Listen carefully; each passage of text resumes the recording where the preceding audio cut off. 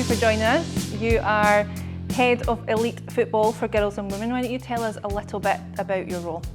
Yeah, it's a privileged role, first and foremost, serving the game. So a great privilege for me personally to undertake the role. The role itself is a mixture of working across our international pathway.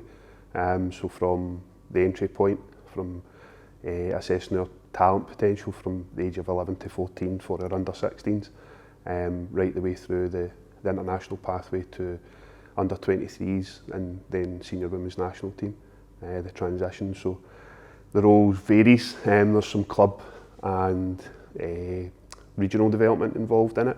We're working closely with the clubs to help them develop their talent development environments, their academy systems, as well as their coach and player development as well, so supporting and serving the club's needs. So it changes month to month based on the pulse rate at that time in the game and how we're growing on the journey, which is quite fast in certain aspects of the game. So that pulse rate changes quite quickly, and again just serving the needs of the club from that perspective. Other parts of the role is the coaching side, so coach with the youth national teams, particularly at the senior age group, so kind of heading up the under-23s programme and its initiation and supporting the 19s and 17s.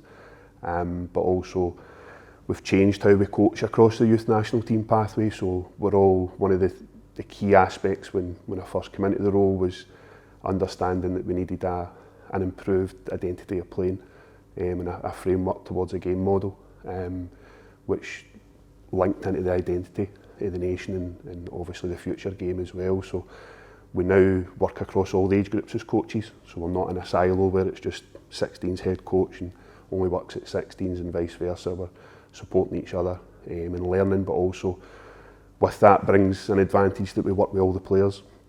You've been with the ScottishFA for a little over 18 months now in the role, and a lot has happened in that time. A lot has changed, a lot has evolved. We've particularly rolled out a good few programmes this year as well. One of the first ones we'll touch on today is the NextGen programme, which has gotten off to a fantastic start. The key outcomes of the first 6 months research into our own environments was the talent development environments at the clubs. A lot of clubs were investing heavily, both financially and resource, to improve their player development, but the environments surrounding that, competitions, games programmes, etc., and also the resource and support from us as an association had to improve and had to improve quickly. So NextGen is a gathering of minds, so club needs, but also the experts at the clubs, as well as our own expertise and support.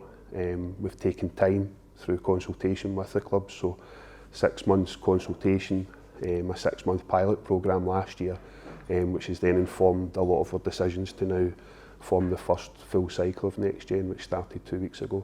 It provides the girls with challenging programmes now, which will continue to improve, but also a changing pathway as well, which allows us to, in particular, hit one of the needs and one of the gaps that we had was skill acquisition at younger ages. So the girls at 11, 12, 13 years of age now are now in our academy programmes at the clubs, and it allows us to bridge that gap of skill acquisition.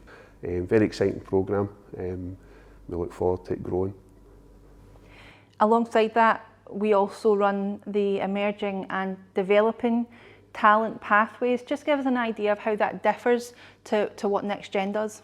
Yeah, so there's slight differences in that they're centres, so they're weekly clinics for the young players. So the emerging talent centres first was again around skill acquisition, so we felt the need that to bridge the gap of the young girl coming from grassroots football into performance football at maybe the age of between 11 and 13, that we could still have an intervention to help with skill acquisition whilst they weren't in those environments. So the Emerging Talent Centre serves our best girls across grassroots. We then have the Developing Talent Centres, which are again based on research. So we've got 3 regions in particular, so the North West, the North East and the East, who in the history of our game have produced about 30% of our international talent.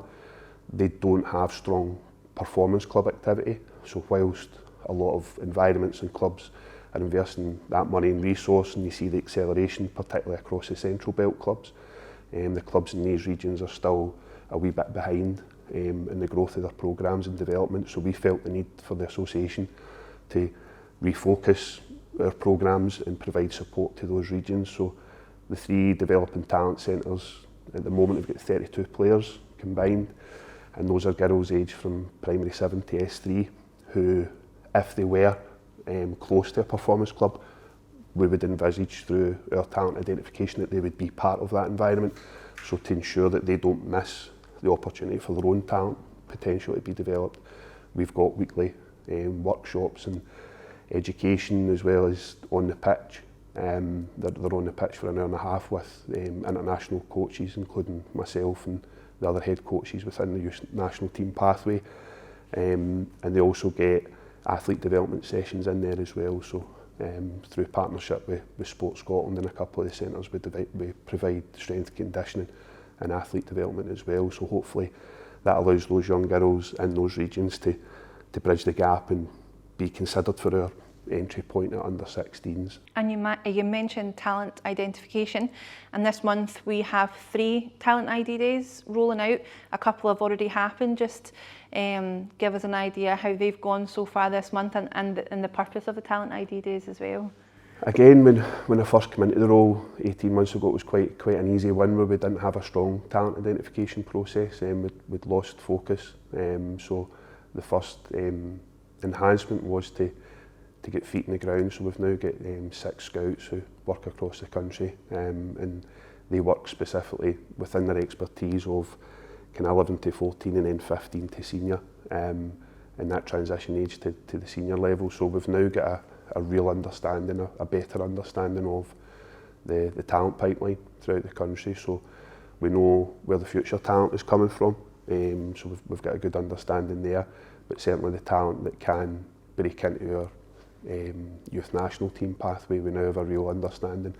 But we also, part of the talent identification as well was getting one of our biggest weaknesses, which was our biggest strength as well, is we're a small nation.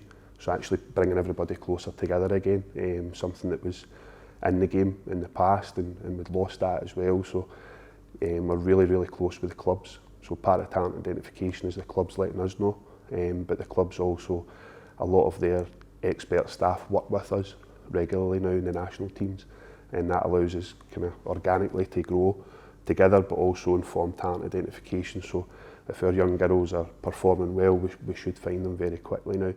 And if we look at the top end of the elite pathway, something that's been in development since you started in your role has been the under-23s programme. We have another under-23s camp coming up in October as well.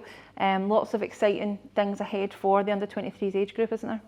Yeah, it's very exciting, and it was again probably an easy win. It was a gap that was existing when I came into the role, but probably the most important piece in the pathway was, if we're now focusing both clubs and association a lot of investment, time and resource into youth development, with a broken piece at the top of the pathway, which we've now fixed.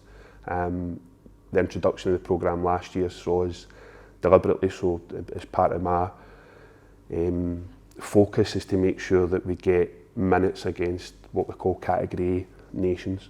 So deliberately we've chosen opponents such as Australia, Netherlands, Denmark recently, and the first kind of 3 camps for the under-23s programme. There's so many positive steps happening in Scotland just now, so many positive programmes being rolled out, and I guess one of the really exciting parts of what we've got coming up in the next few months as well is our under-17 squad who start their Euro qualification in October, and of course we're hosting that mini tournament.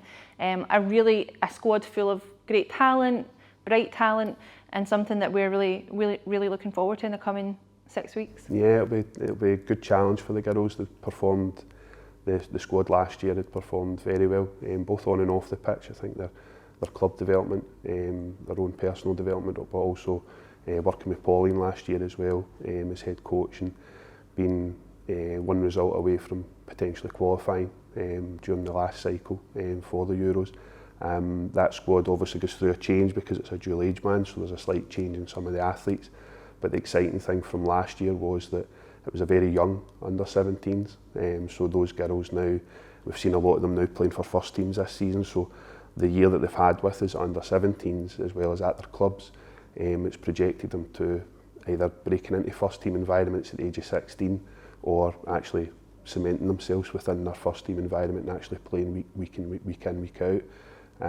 So the 17s is an exciting group just now. A lot of the work that we've been doing for the last 18 months on talent identification, as we spoke about earlier, but also the under-16s programme has strengthened the 16s and 17s. So my focus when I first came in was going to the foundations of the programmes and trying to work and strengthen those so that whilst we race for a brighter future, that we've got a strong foundation to that as well.